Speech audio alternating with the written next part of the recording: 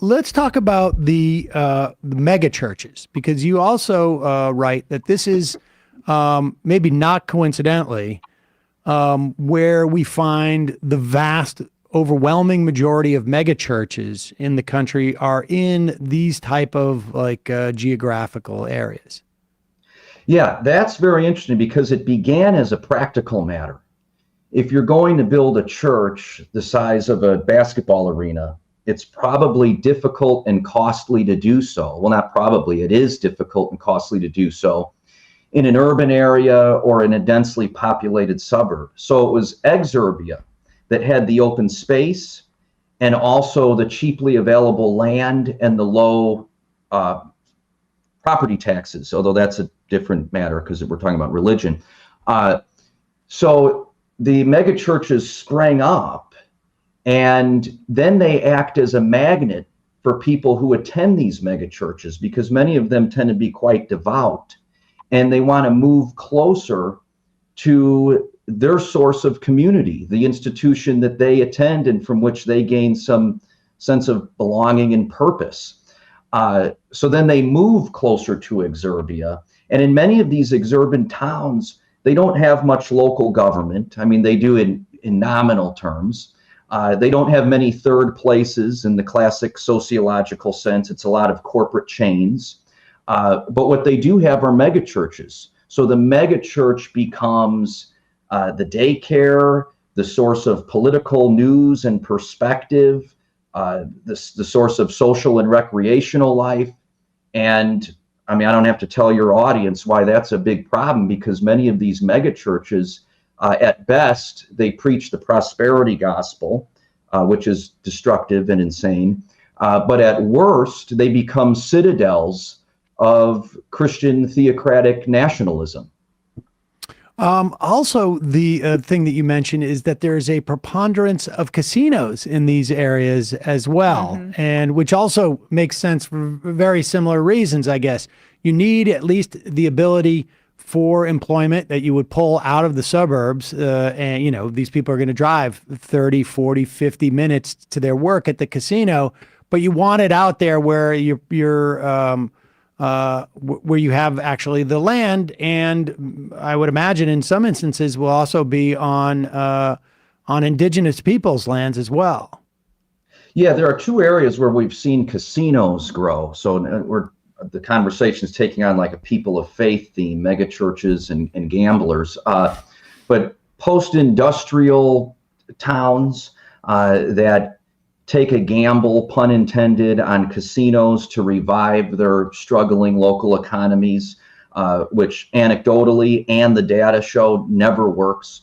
And also Exurbia, because similar to the megachurches, the space is there and it provides some recreational outlet of development, and it actually functions as a tax on small business locally, on working and poor people, and it becomes symbolic of an economic decline that's happened more broadly across the United States, particularly in small towns, small suburbs, small exurbs, and also just the lack of imagination from state and local leadership and national leadership to try to engender some sense of community and regain some economic stability where it once existed, but now does not.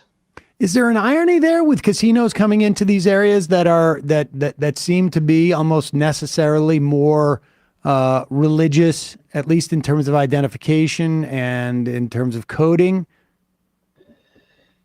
Yeah, I suppose there's an irony, but I'm not sure if the megachurch adherents are the ones rolling dice or placing bets. I'm not sure how much overlap there is between the mega church faithful and the people gambling on the weekend. If you walk through these casinos in smaller areas, they tend to be elderly. They tend to appear working class, though it's risky making superficial judgments. They don't tend to appear like the better off tradesmen and small business owners who populate exurban towns and live in subdivisions. Yeah, can you talk a little bit more about what you said earlier about how many of the kind of local places of business are national chains versus suburbia tended to have some more small businesses, but in, places I'm picturing, it's like the Cabela's or the Walmart nearby is the fun place to go, or maybe even if you're up in this area, like a Cracker Barrel, but there's not many really any kind of communal spaces or locally owned places to commune. I'm being redundant, but you see what I'm saying? Just what that speaks to about it's not, there's the lack of community, despite the fact that these places aren't urban areas. Far from it. No, that's exactly it. You hit all the big ones: Cabela's, Walmart, Cracker Barrel, how could we forget, Chick-fil-A, and then just, name your favorite or least favorite corporate chain, Applebee's, Chili's. Exurban towns are often filled too with Dollar General and Family Dollar, where families from the struggling suburbs can move in, or not move, but shop in those areas. So the local economy is entirely dominated by corporate chains, and that contributes to this pervading sense of isolation in these areas. So without places to congregate and to develop some more organic sense of community, and without local media, because these places are often news deserts, they're living in isolation. They already have some politics of exclusion. They already have some politics of paranoia and prejudice, which drove them to Exurbia in the first place. And now, because they're so isolated, they're not meeting people at the local bar or the local restaurant or the local music festival, and they don't have local media giving them a profile of a transgendered teenager or a Black Lives Matter activist. They're highly susceptible to this poisonous drug of fear and resentment and rage that Fox News and the right-wing podcast sphere, pumps into their veins every single day.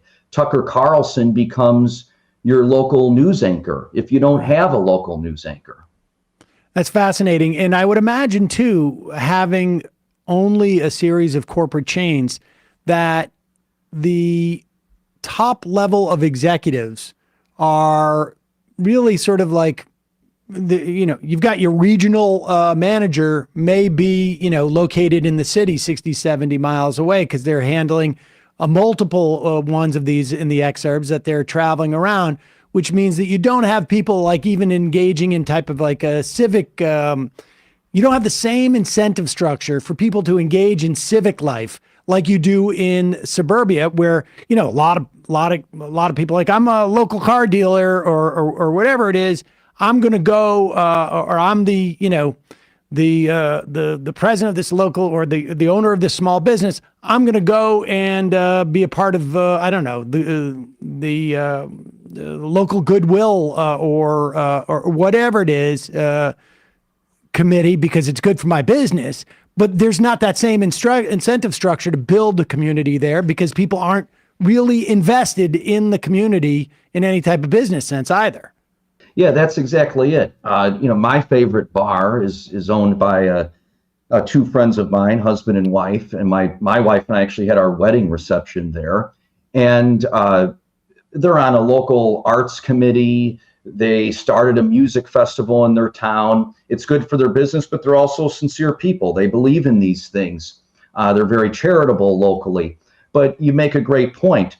And it's to the extent that, for example, Texas Roadhouse, a popular corporate barbecue chain, actually has a script that they give all of their servers of what to say, how to greet each customer, how to react to each customer's order.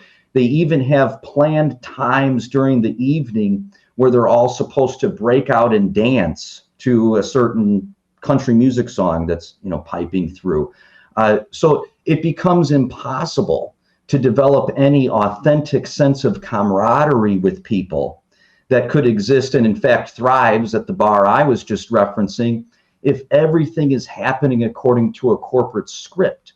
But one of the reasons for the existence of that script and the enforcement of it is exactly what you're saying. You don't have a local manager who can keep a close eye on all the employees. Everything has to be done according to the regional office, which goes back to the national office. And then culturally in Exurbia, you just have these dead zones. They're just wastelands. It's amazing that I could ever conceive of myself thinking like, boy, it sounds like they could use a mall. But like all the malls are strip malls. I mean, there's no sort of interior space where people are even commingling. You don't even have, you're not even talking to the employee across the way at the local Spencer Gift, essentially, or the, Orange Julius. I know some of the places are dated from my days in the mall, but so we've got this situation where people are isolated, and their community, to the extent that they have one, tends to be around these sort of like national right-wing media of things, and the isolation. I mean, there seems to be this sort of like unvirtuous, I guess, feedback loop, in that there's nothing to take them off of this course, and they're spiraling. I wonder how many people traveled to January 6th with, like how many local organizations there were there, or whether it was like just 2 or 3 people who had gotten all their information from online. Well, they get the information online, but we have to also go back to the megachurch. So many of these people, if they were members of a church, of course, some of them weren't, but received blessings in advance. Let's pray for you. Let's hope that you succeed in overturning an election. I don't know. They're not Catholic, so they don't have like a patron saint of election subversion. But that's essentially what happens. So the feedback loop becomes quite destructive, and therefore it's very difficult to break out of it. So if you're part of this right-wing world and your teenage daughter says, I'm gay, or I think I'm transgendered, you're surrounded by a community that is going to have a very hostile reaction to that. So they may have to escape again, but you're certainly correct that it is a feedback loop, and it thrives on this isolation. So Robert Putnam, who wrote the classic Bowling Alone about social capital or lack thereof, writes that where isolation lives, politics of extremism thrive. And again, that's because there's nothing to temper this increasingly paranoid, rabid, hateful view that you're developing due to Fox News and right-wing YouTubers. If you're living a life that, as Jay Farrer, the songwriter and lead singer of Sunvolt, sings in his song Exurbia, is just